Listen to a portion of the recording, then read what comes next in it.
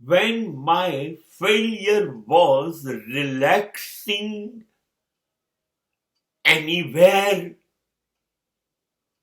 I took advantage of that time. I got success in that time.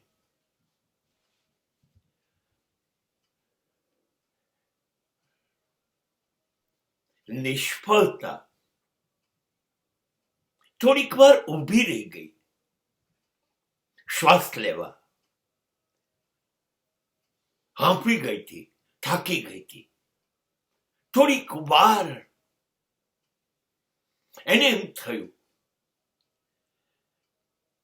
કે આ માણસના જીવનમાં મેં માત્ર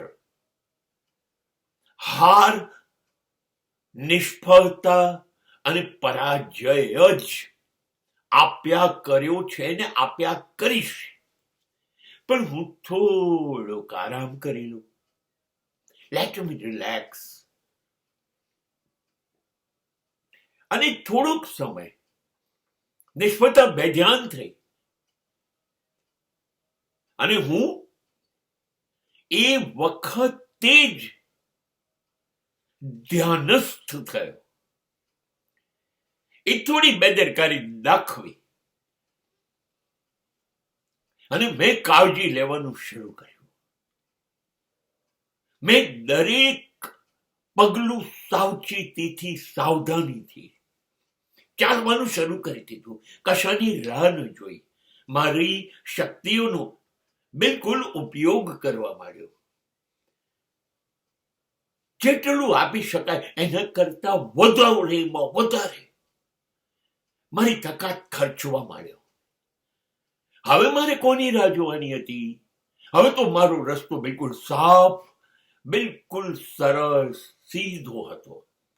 હવે કોઈ મને નડવાનું નહોતું, કેમ કે જેને નડવું હતું એ તો ક્યારનું મને નડી રહ્યું હતું, પણ હવે એ થાકી ગયું છે કે નડતા નડતા હું થાકી ગઈ છું.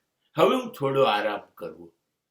બસ એને આરામ કરવાનું, ઊંઘવાનું શરૂ કર્યું. ઝોકું ખાતું ને મેં ઝડપ વધારી દીધી અને હું સફળ થઈ ગયો. મને ગીતાનું કૃષ્ણએ કહેલું અદ્ભુત વાક્ય યાદ રહ્યું છે.